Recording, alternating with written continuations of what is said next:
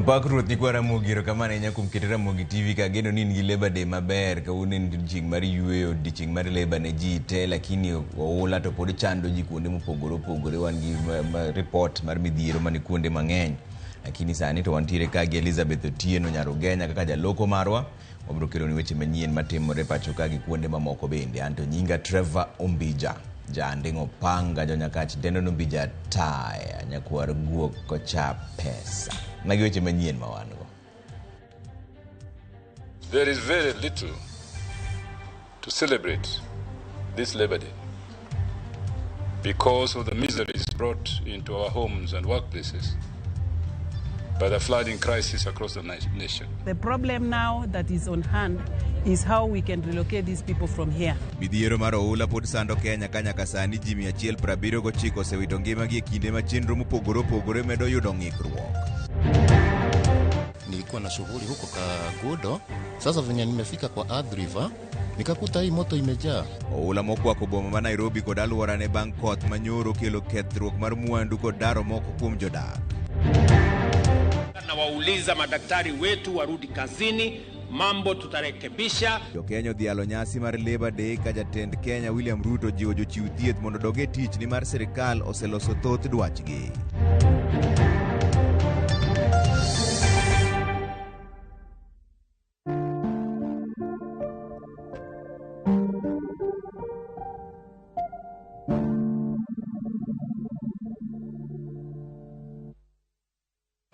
Nero kaman kum ketera Mogi TV ka endi piny owacho yango ni ji 179 osewito ngimagi ka ji 90 bende pod olal kaluwore gi koth mapek masani chue pacho ka endi ji 195 bende oseyudo midhiero motenore gi kodhno.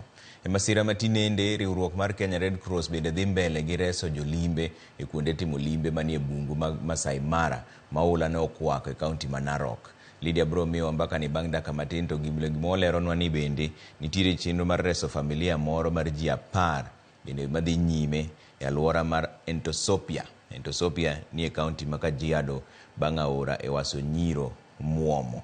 To obro kendo ni bende chenro ma kuom joma koro chal mar koro lwasi ka giwacho ni pod bro medo dhi nyime nyaka dwe mar 5 kadhi mbele omiyo ginyiso ji mondo bed motang'. Oula mamedo kelo midhiero pacho ka kutenore kod koth mapek machue gwenge ma pacho ka sani be koro osekelo hinyruok ne oganda mathoth e kaunti ma Kisumu ka ng'ata achiel oula osenego. E kwan mar mier 638 onime oula ka familia 2178 sani ojot ka wedegi kod jo Samaria. Jamni 2000 bende oula osedhi godo ka puothe maromo eka 1756 bende pio imo. Sikunde mag ECD makwan gi romo 22 bende oula oseketho. Gino makelo lal nengo maromo siling $67.8.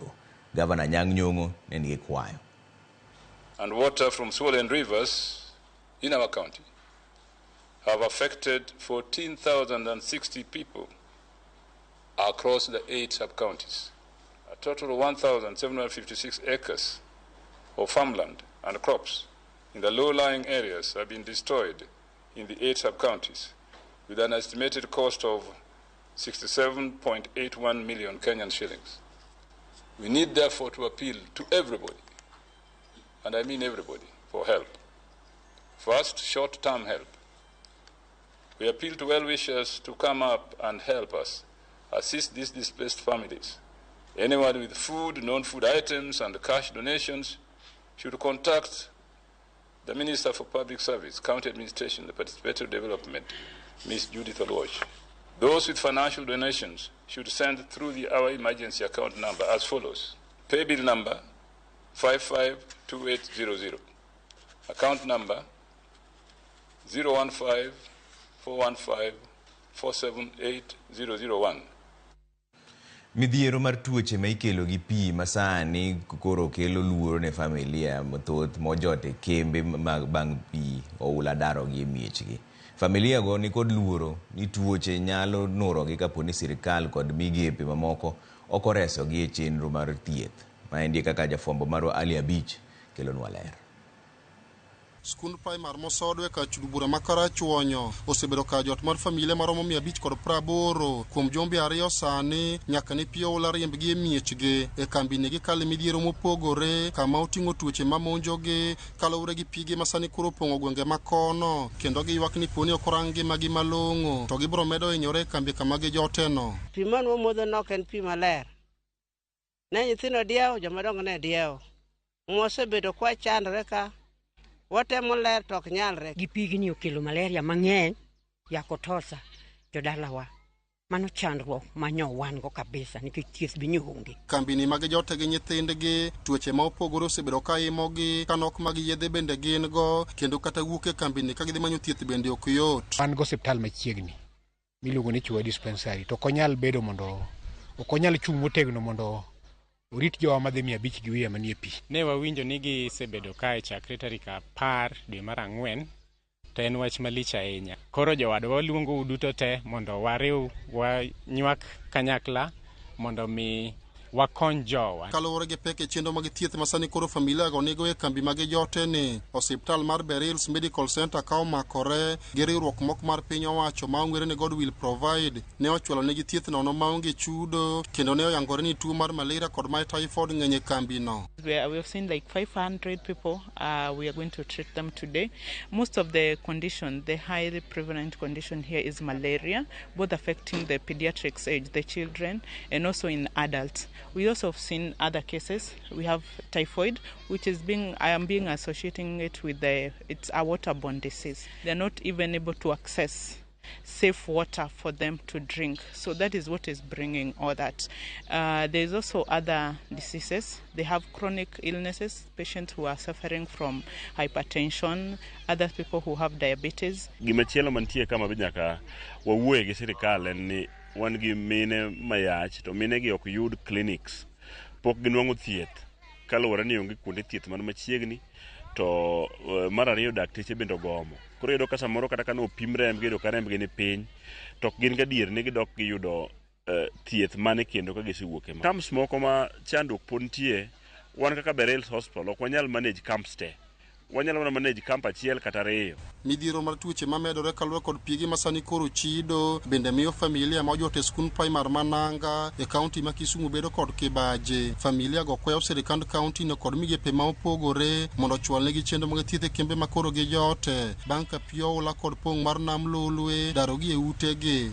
Ute opong' pi ma ok wanya kata wuotho, waromo gi thuonde, waromo gi gik mang'eny.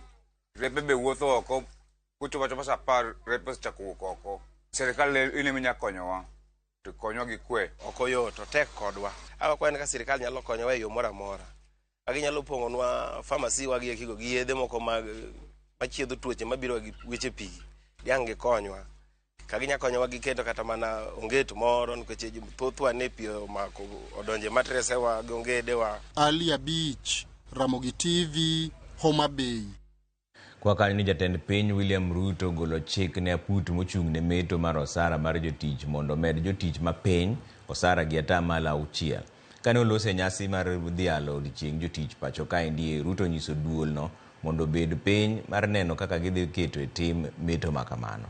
Maendi biro kata doko ni riwruok mar joma ondiko ji e tich to nokwedo paro mar medo jotich osara maromre. Jafwambo marwa Chris Owino noluwo nyasi no e lap ma Uhuru Gardens. E nyasi mar dhialo odiochieng' jotich mar 59 e lap ma Uhuru Gardens e buore Nairobi, jatend piny William Ruto opong'o chondo mag jotich bang' golo chik ni jotich machamo osara mapiny mogik omedo osara gi atamalo 6. Nataka sasa nimwambie waziri wetu wa leba aite kamati ile inahusika na waketi chini, minimum wage tuongeze at least minimum by 6%, na mutaniambia vile hesabu hiyo itafanyika. Motelo ne lendo mar jatend piny, geno mar jotich mar yudo meto mar osara ne ochako bedo mamirimiri bang' jakom riwruok mar joma ondiko ji tich pacho kae Jacqueline Mugo wacho ni onge chik matayo medo jotich duto osara maromre. Wach makamano okelo gwenyruok mar paro e kinde kod jagoro mar kotu Francis Atwoli ma okawo chung' motegno ni jatend piny kod teko mar medo jotich duto osara maromre. The workers are struggling with a reduction in their take-home pay. But the reality is that there is no legal framework that supports general wage increases in Kenya. This, in fact, would negate freedom of enterprise. The determination of wage review beyond the minimum wages that we often discuss, which are set by the state, is done through negotiation of collective bargaining agreements or at employment contract level. Anything other president akikusalamia jambo, that is law. That is law.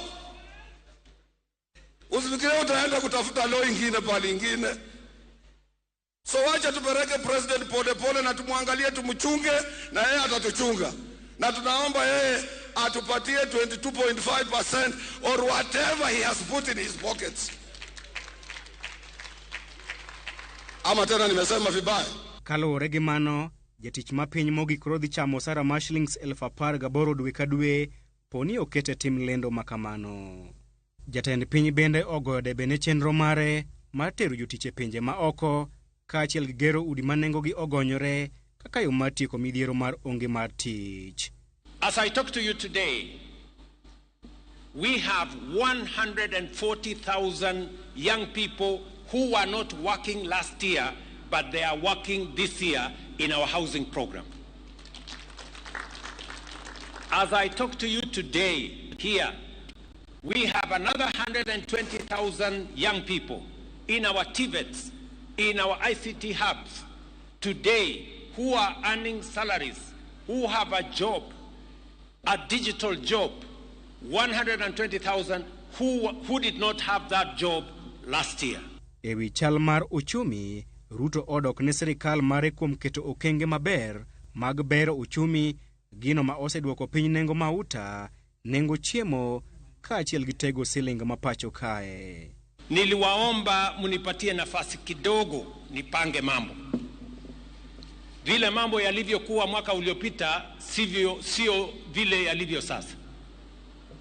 Dola yetu imekuja mahali mzuri, gharama ya chakula imekuja mahali mzuri, ile interest rate imeanza kuteremka chini, mafuta pia imeanza kushuka chini. Ile kitu tu bado iko juu ni makelele ya siasa. Tunataka pia hata na hiyo ikuje chini.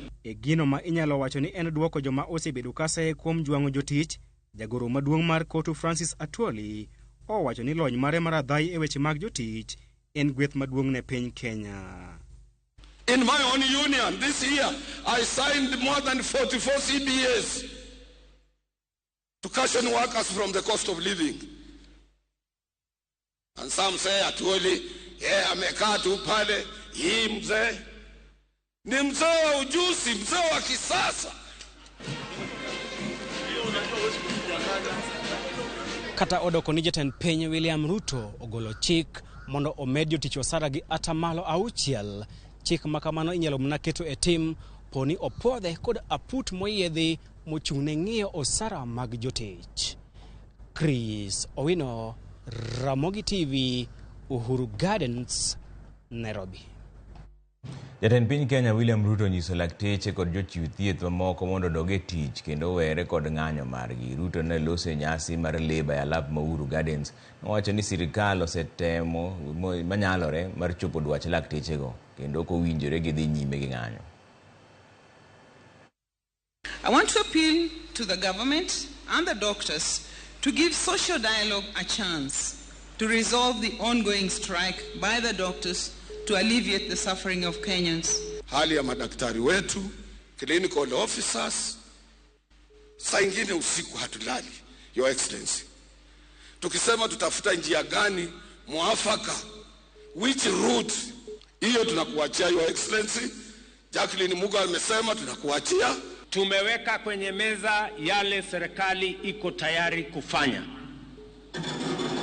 Kati ya mambo nafikiri 19, serikali imekubali mambo 17. Imebaki 2 kwa sababu haiwezekani kwa mambo ya fedha, na wauliza madaktari wetu warudi kazini. Mambo tutarekebisha, uchumi tutazalisha, na kila mtu atapata haki yake tukisonga mbele. Riwruok mar jopuonj KUPPET onyiso sirikal mondo rang matut ratich jopuonj mag junior secondary mag JSS mosebedo ka yuago weche mag ndiko margi e yo mongirore. KUPPET wacho ni kaka weche chalo sani to kod chik mar doho chalo ni jopuonjre dhi yawo sikul ka onge japuonj mag JSS masani osebedo ka nie ng'anyo kendo yuago ratichgi. Jotelo mag KUPPET ne olose nyasi mar Labor Day manobagi Uhuru Gardens. Nocha gisewacho ni 26,000 kuom jopuonjgi nonego bed ni ndiko e budget manyien nindi ka higa mar 2024 rumo. Ginyalo biro gi wachno chien gimi jopuonjgo barupego chon to ginyisgi ni puonjwa puonja to wabiro keto permanent and pensionable ko higa orumo. Nikech ka ok gitimo kamano to kaka koto wacho kendo neno ka rais bendo wacho ka ni court orders onego bed ni ji obey. Teacher Service Commission dhi obey di court order. To yo ma ginyalo disobey go court order ok en mani mondo giwach ne jopuonji ni koi giyie to gipuonj kaka volunteers. To gimigi barua mokwongo manyiso ni gimbe gi mean business ni ka higa rumo tibiro nikigi.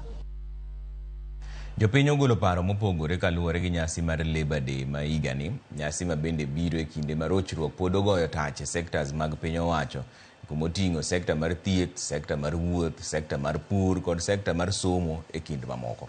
Owinjane kaka jopiny ne loso.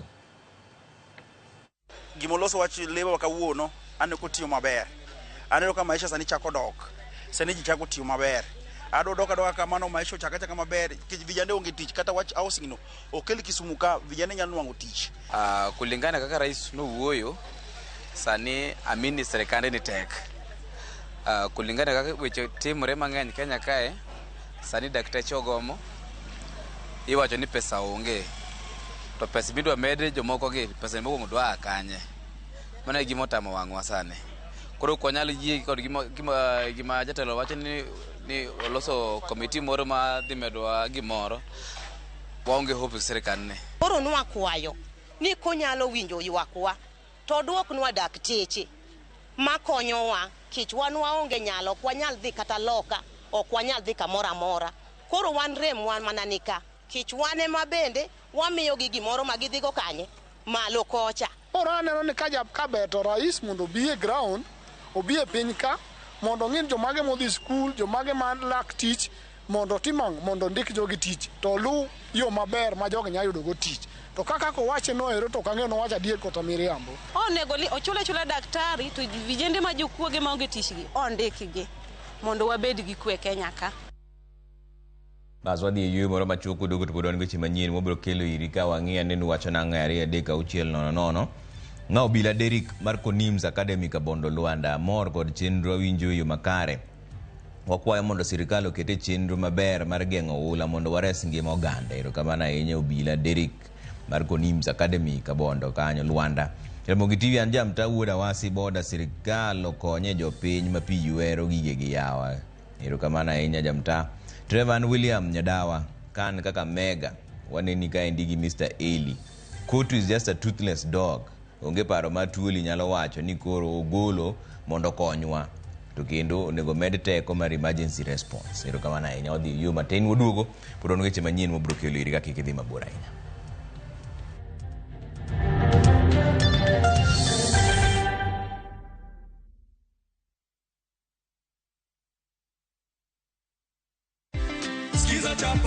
Skiza chapa ushinde.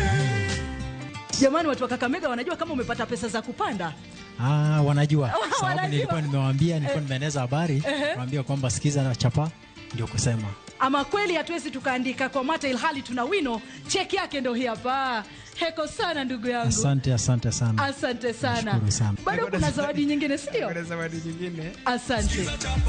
Skiza chapa ushinde.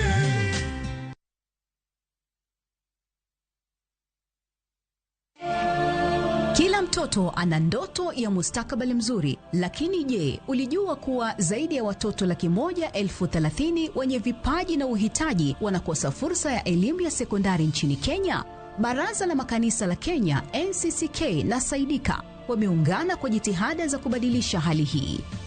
Ungana nasi kusaidia watoto hawa kupitia elimu ya sekondari kwa kuchangia tu shilingi 1 senti 50 kila siku kutoka kwenye muda wako wa maongezi kwa kutuma ujumbe wa maandishi wenye elimu kwa 29888. Mchango wako mdogo unaweza kuwa na athari kubwa. Pamoja tuwape watoto nafasi ya elimu. Tuma elimu kwa 29888 sasa. Imewezeshwa na NCCK na Saidika.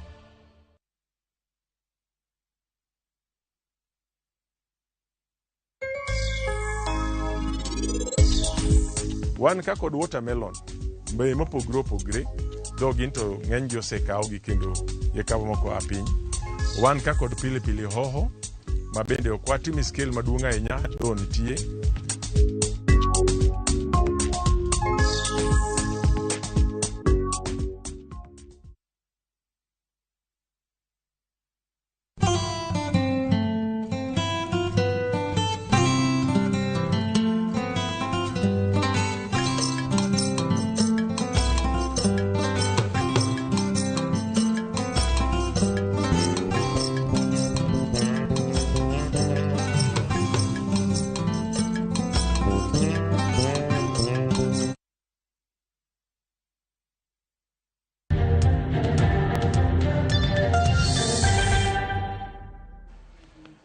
Erokamano kuom keto Ramogi TV kaendi. Mosenindo Lieutenant Colonel Sawe mane owito ngimane masich ndek kalapapla mane oweyo ka apisas 10 mag KDF koting'o nyaka Jemadar Francis Ogola owito ngimagi oiki kawuono e dalane ma Sarora manie kaunti ma Nandi. Mosenindo Sawe oyuaga kaka jal mane ochiwore ne tije kendo ne odonjore tije mag dongo oganda mag kopogore kod bedo e ong'ala manyien iketo arita ma pacho kaendi. Jago mane ochopo e ikno no kwayo sirikal mondo kik gidog chien iketo kenge mag tieko lwenje mag jonjore e gweng' ma Kerio Valley ma osekawo ngima ji makoro nambagi okong'ere. Mosenindo weyo jaode Priska Sawe. Moja na wakubwa wetu ambao walikuwa wametwikwa jukumu ya kuenda kufanya wakati walipopewa hiyo kazi, tutaikamilisha. The entire military, that you will also help the country to have peace in that area of North Rift, and especially Kerio Valley, which has become a valley of death. Walikuwa wamekuja kuhakikisha kwamba tutakuwa na amani. So let the blood of these soldiers who have actually sacrificed, who have done the ultimate sacrifice, be the last so that we can experience peace in the valley. Wakani joala kod jopiny ma wasi wuok oko kendo kwayo jotelo manegi yiero mondo konygi e loso thoth apeyni ma alworano kaachiel gi chiro ma giyango ni olil ka jochok usuru ma Nyawawa bende ok wenegi thuolo mar yweyo. Giyango ni kata mana teko mar sitima bende gionge go mochomo kuro, gino manyayo weche mag kuo kod mecho e alworano endo. Gikwayo tend kaunti mondo wuog oko non wach mar jochok usuru ma Nyawawa go ondik jotim ler kendo ger choche chirono mondo gilos negi taya bende kaachiel kod apeyni makoro kethore mokalo. Wan gi chandruok awasi, chiro nogernwa mondo wadanja to noter joreche chiro moro iye koni. Chiro no onge cho, chiro no onge rangach, chiro no ji piele iye, kaka wachiem onge. Watagore, dotamwa ugolwa kae, uterwa chiro marach iye koni. Wawinyo marach, nyongo konywa, kura to ne wachiwo waduto. Watagore. Waka moko boket ka maya jo mine ma use awase ka. Koro kang'eni nyong'o kano ndiko ji. Nitie jok mano keta ni MCA kwanye chiro to keto juogo kwang'eyo. Koro an koka wuoyo gi Mheshimiwa Morris Otieno Ngeta gi Jared Okelo. Yore wan koka jawasi waonge yore kuonde mwaringe. Winjo ba winjo ni dwaro ni kia mondo mi juogo kang'eni samidwa juogo ni loso nwang'o. Chiro ni olil.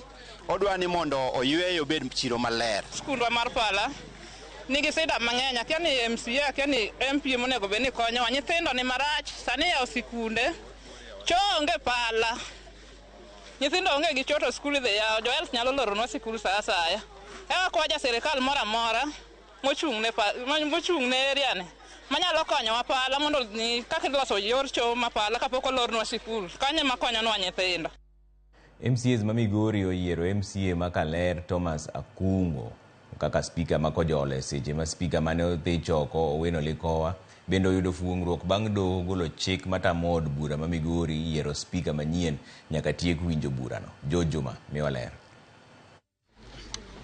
Od burano ma Migori chieng' manyoro ne oyiero MCA no ma Kaler Thomas Akungo kaka spika mar Kojolo mar od burano e seche ma Charles Owino Likowa mane MCAs ne othulo oko e komno mar spika juma mokalo pod dhi nyime kod kedo yor doho. Wabedo piny ma wayiero Mheshimiwa Thomas Omondi Akungo ma member mar Kaler mondo mi obed acting speaker marwa mondo mi operations kata weche mag assembly kik chung nyalo dhi mbele ka warito chieng' moro yiero speaker ma chik bro wacho. As a majority whip, we can't stop members for what they have decided. Akungo ne oyier kaka spika mar Kojolo bang' jalup spika Matthews Chacha mane oketi kaka spika mar Kojolo bang' Likowa ne owit oko bende ne doho golo chik matame bedo spika no mar Kojolo nikech kes mentiere godo e doho. Ne wayudo communication kata dimbo wach koa kuom speaker, acting speaker mane wayiero Honorable Chacha David Matthews ne kaluwore gi weche manie court ne court ochiwo order ne okonyal dhi mbele act kaka speaker marwa mar County Assembly ma Migori. Kuom mano kaka jo MCAs ma Migori County Assembly chik dwaro kolore gi pend chik namba 178 kare mar 2 ni ka acting ka speaker onge to members nyalo yiero achiel kuomgi mondo bed kaka acting speaker ka irito yiero mar speaker chieng' ma chik bro yie ni mondo mi oyier. MCA ni Makaler masene speaker ma Kojolo ema nochwalo twak manothicho oko Owino Likowa kaka speaker mar burano. The motion that I even tabled here was done by all of us. It was a collective issue. The issue that we are also that's affecting us here also collective. MCAs bende ne oketo lokruok e tend board mar od burani ma Migori. Lokruok ma oketo od burani ma Migori biro e kinde ma jang'ad bura e dono ma jotich ma Kisumu Stephen Radido bende koro golo chik matamo od burani ma Migori yiero spika manyien nyaka kes ma ochwal kod Owino Likowa koro winji.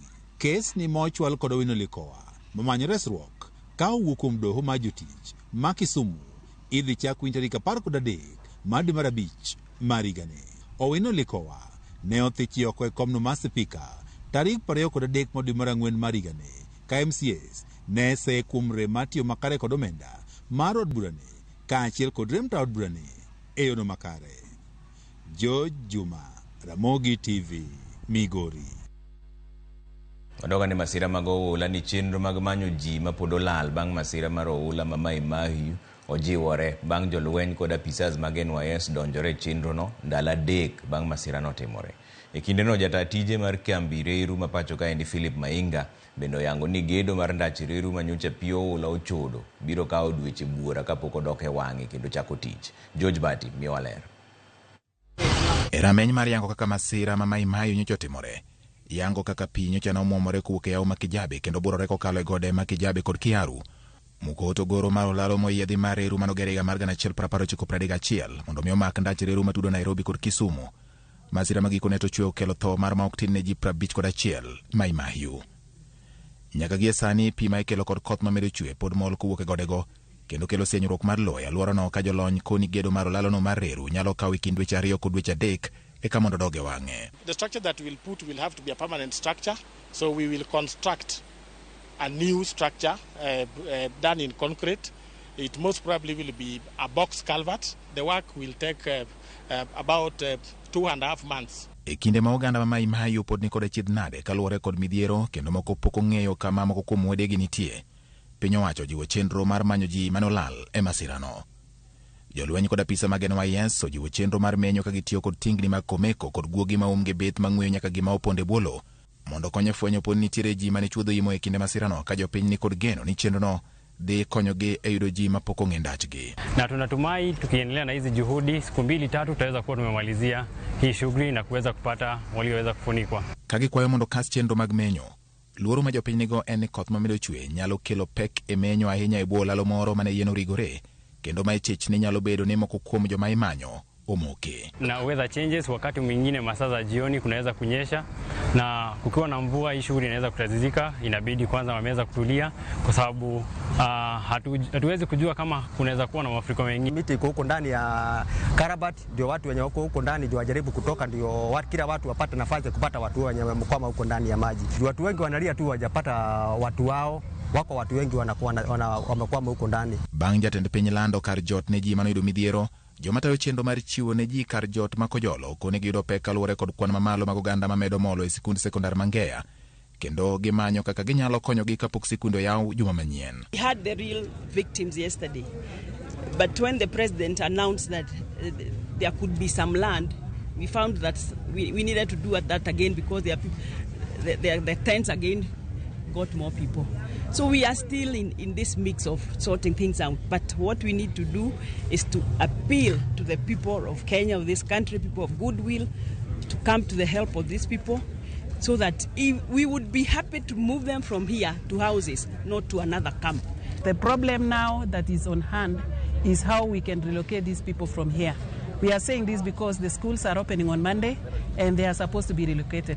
And that is why some leaders have actually chosen, and I also, we have chosen to look houses for them. Kakoro chenro mag manyo ji mapod olal dhi nyime Mai Mahiu, geno en ni chenrono biro nyago lemo ka ji manoyudo midhiero bende imiyo kuonde mag jot mondo kik gimed yudo achiedh nade bang' midhierono. George Bati, Ramogi TV. Bas wadhi yo moro machuoko dugo to bodon giche manyien mobro kelo iri kari 3:6 mae gimuwacho Trevor ma ndio Loto Frederick Ruto were gi siasa otina jopiny. Nyithindo kik ket jonyuol gi tich matek mar kwayo gi kadiek. Gipar ni ngimagi makiny en mana margi ok mar jonyuolgi. It is a collective responsibility and better watho to daktari odhi uru mbele gi mgomo. Nyaka winji ywak maru. Pesa ng'eny Kenya ka endi mitiyo godo maonge gimatimo. Ma Bernard Agiso. Kawana ahinya mor nyikwa Ramogi Kajwang', Ramogi ler kendo aneno makare okiwachonwa nyingi kanyo. Ano chieng' Wanyang' idwa med chudo to kata sani ji ng'anyo nikech pesa maonge. Awuoro jatend piny Kenya. Ombi Jaramogi TV ler, sori Karungu, anayuago mano wadwa Nicholas Omondi Abala Musa ahinya jaduong'. Walem ne uru jo Migori County, nyatike onge ndara, ma Mwala wuod Suna. Nero kamana ahinya Mwala, wadhi yo moro machuok waduogo bigi weche manyien, kik idhi mabor ahinya.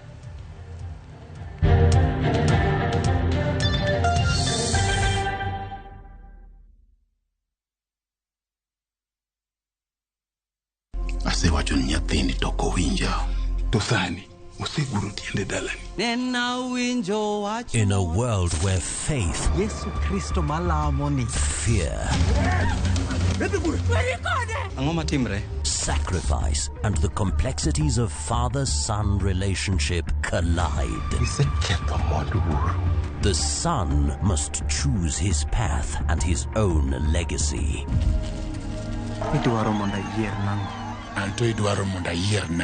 Watch this emotional and riveting story of Dennis in Where the River Divides. Watch the best content on the go only on Viusasa.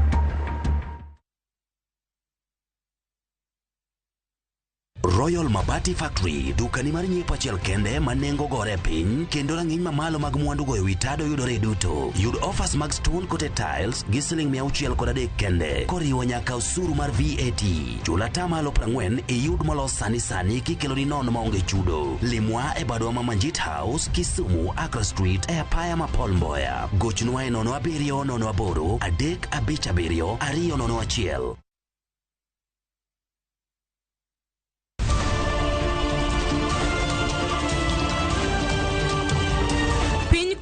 Torugi mage.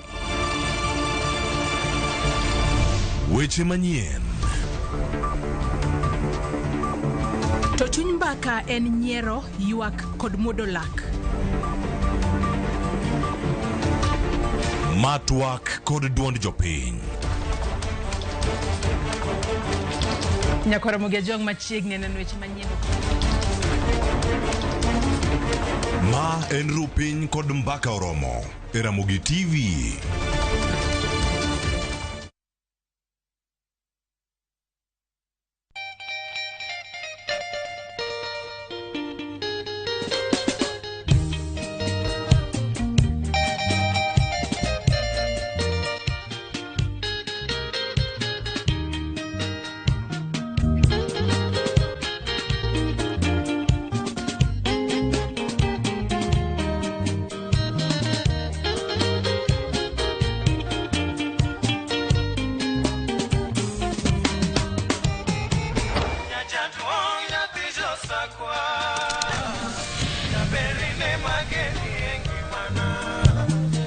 Radio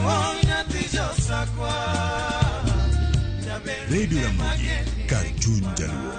Radio Ramogi.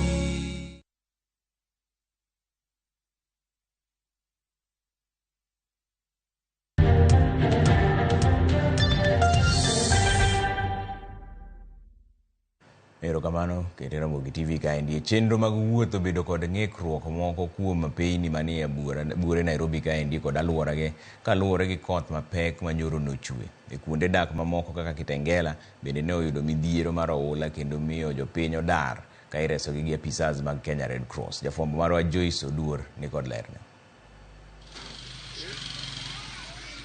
Okinyi mar tich adek, jodak e boma ma Nairobi ochiew kod buok maduong'. Buok kaluwore kod pi oula mane okel kod koth mapek manochwe otieno kendo pong'o moko kuom apeyni madongo. To ken apeyni kende, pi oula bende omonjo jodak e kuonde dak mopogore opogore e boma ma Nairobi kendo kelo lal maduong' ne jopiny.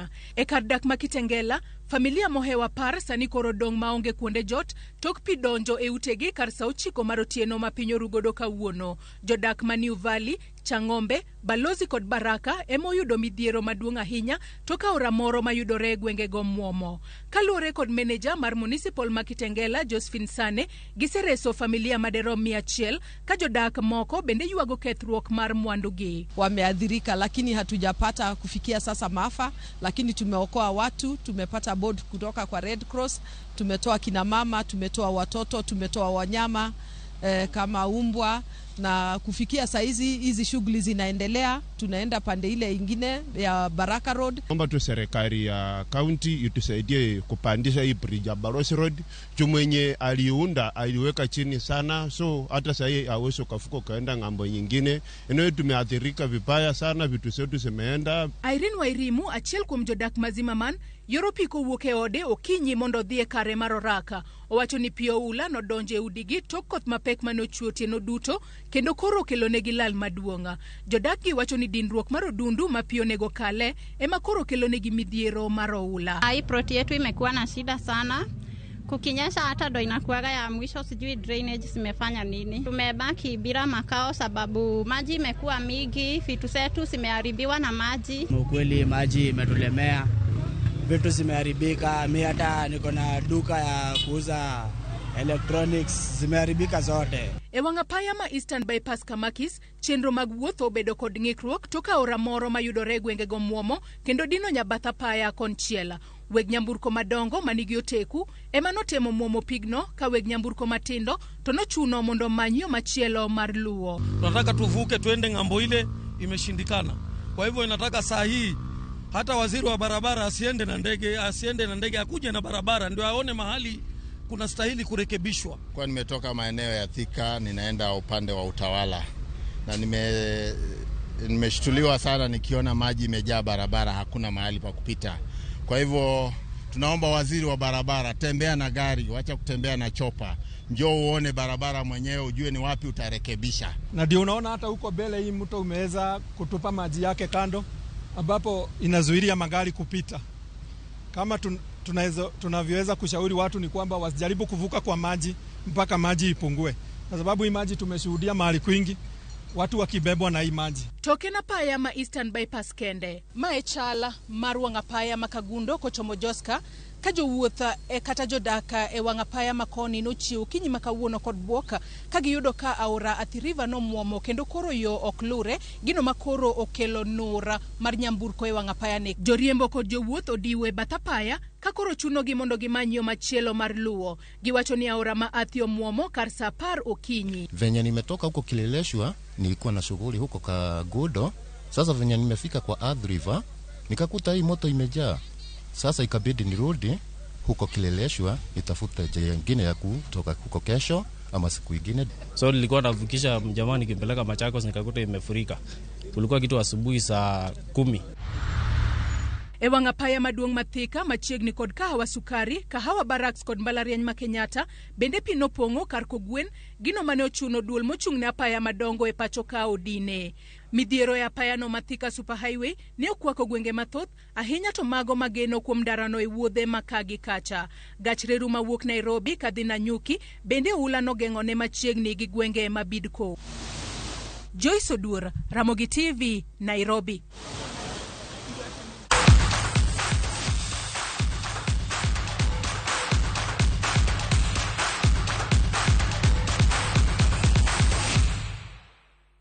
Wadonje weche mag tuke ni tuke mag basketball mag Eliud Owalo Invitational Tournament biro timore tich abich tarik 10 nyaka Jumapil maluwo dweni e alap Manyayo.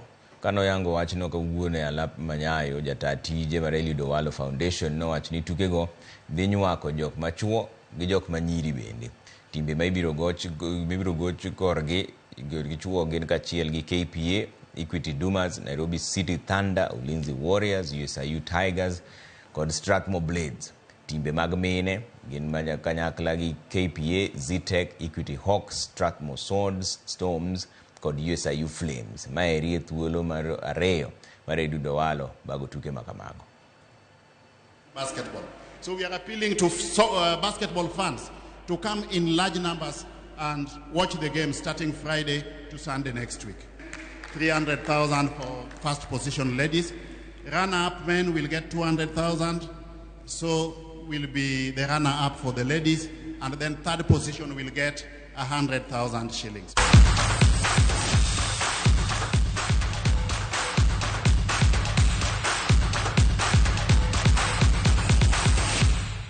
Mas wadwoko erokamano kuom kete ka kawani Elizabeth Otieno Nyarugenya kaka jaloko marwa neno ka 3-6-0 wacho ka en Ramogi TV. Trevor an Peter Oluga Sangi mano wuod Nyakach Bungu Meri. To apenja Awasi ibole minyaga e pap. Musna abala wanga kone ni jo Nyakach dware gin kod nyongo mondo gichope sikunde mapiyo ulo dare ji. Kamana ahinya mane kama weche chenro maro mar ang'ichwelo ka Nyasaye oyie to biro dok kendo saa 3 mondo wang'isi mosebedo katimore e pacho kae. Anto nyinga Trevor Ombija, janding'o panga jo Nyakach dendo Ombija taya nyakwar guok kocha pesa. Wanere saa 3.